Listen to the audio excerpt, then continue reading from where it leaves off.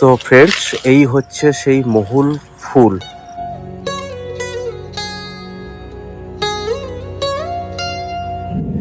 এর যে একটা গন্ধ, একটা অদ্ভুত গন্ধ, মানে মানে এই গন্ধ আমি আগে কিন্তু কখনো পাইনি, এরকম গন্ধ।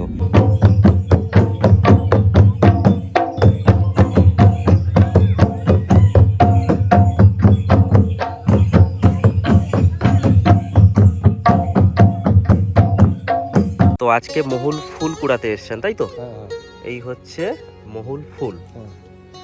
আদিবাসীদের জীবন ও সংস্কৃতির সাথে মহুল ফুল অঙ্গাঙ্গিভাবে জড়িত। জঙ্গলমহলের মানুষের কাছে এটি কেবল একটি ফুল নয়, বরং এটি তাদের জীবন ধারণের অন্যতম প্রধান উৎস। বসন্তের আগমনে জঙ্গল যখন নতুন সাজে সেজে ওঠে, তখনই ঝরতে শুরু করে মহুল ফুল। আদিবাসী সম্প্রদায়ের মানুষের কাছে এই সময়টি অত্যন্ত উৎসবের এবং ব্যস্ততার। রাস্তার দুদিকে শালমহুলের প্রাকৃতিক সৌন্দর্য এবং লাল মাটির গন্ধ অনুভব করতে করতে আমরা চলে গেছিলাম আমাদের গন্তব্যে, যেখানে প্রতিদিন সূর্য ওঠার আগেই গ্রামের মানুষজন ঝুড়ি নিয়ে জঙ্গলের দিকে রওনা দেয়।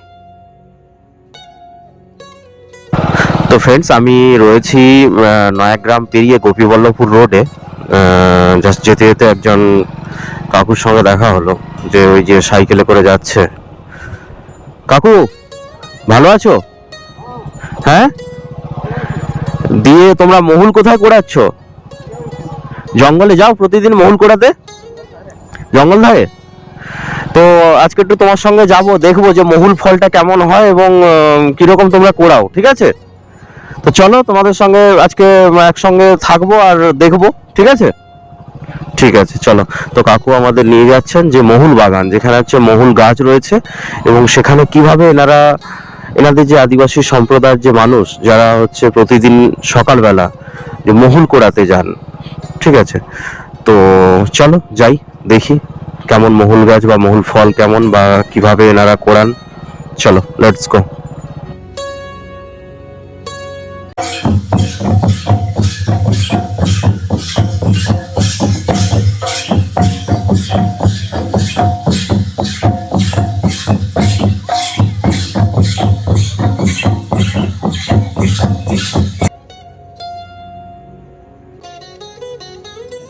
বলতে বলতে আমরা পৌঁছে গেলাম সেই মহুল বাগানে, যেখানে বিভিন্ন মানুষ মহুল সংগ্রহ করছেন।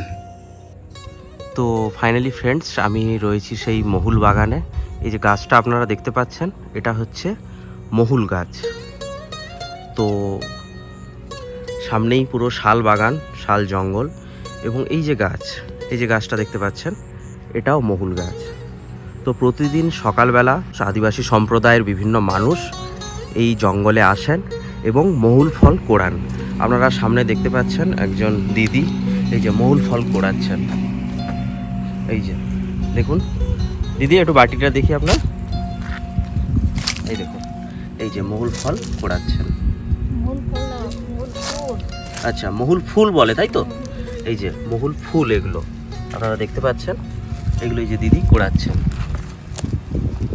বিভিন্ন জায়গায় দেখতে পাচ্ছি, এই যে দেখুন এইখানে পড়ে রয়েছে মহুল ফুল। তো আসেন প্রতিদিন কোড়াতে? আচ্ছা আচ্ছা।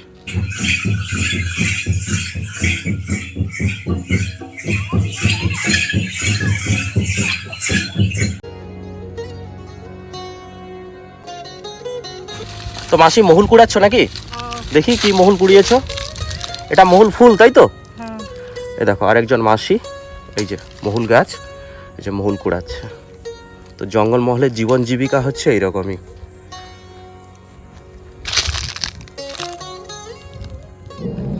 তো ফ্রেন্ডস, আরেকটা কথা বলি, এই যে মহুল ফুল আপনারা দেখতে পাচ্ছেন, জাস্ট হলুদ কালারের হয়, এবং এর যে একটা গন্ধ, একটা অদ্ভুত গন্ধ, মানে মানে এই গন্ধ আমি আগে কিন্তু কখনো পাইনি, এরকম গন্ধ, মানে কেমন একটা অদ্ভুত গন্ধ এটা।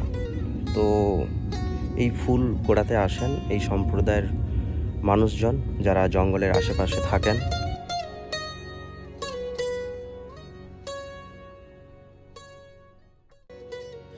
জঙ্গল থেকে সংগৃহীত এই মহুল কেবল অভাবের দিনে খাদ্য নয়, বরং আদিবাসীদের ঐতিহ্যের এক অবিচ্ছেদ্য অংশ।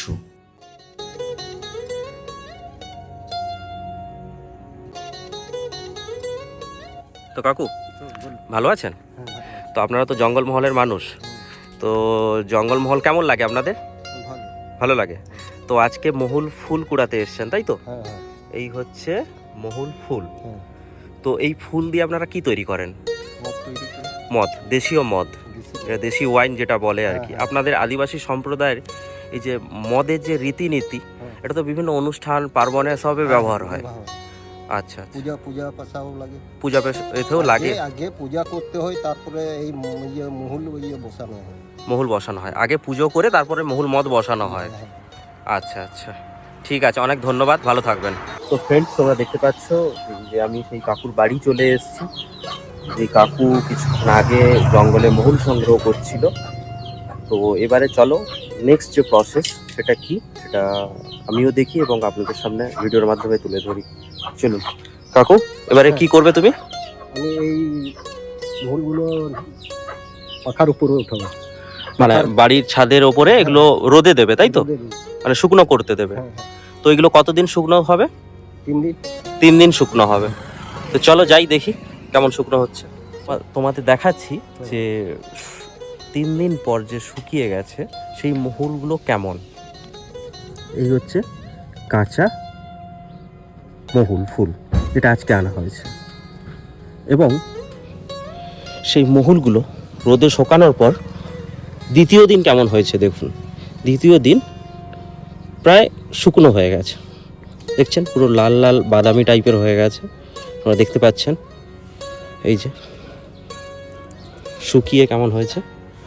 তো তারপর কাকু, তারপরে যে ওই যে লাল হয়ে গেছে, হ্যাঁ বৃষ্টি ভেজানো জন্য, বৃষ্টি ভেজানো মহুল, মানে শুকোনোর পর সেটা ভিজে গেছে, বৃষ্টিতে ভিজে গেছে সেই মহুল। সেই মহুলগুলো কেমন জাস্ট তোমাদের একবার দেখাচ্ছি। এই দেখুন পুরো লাল হয়ে গেছে এবং এখান থেকে একটা অদ্ভুত গন্ধ পাওয়া যাচ্ছে।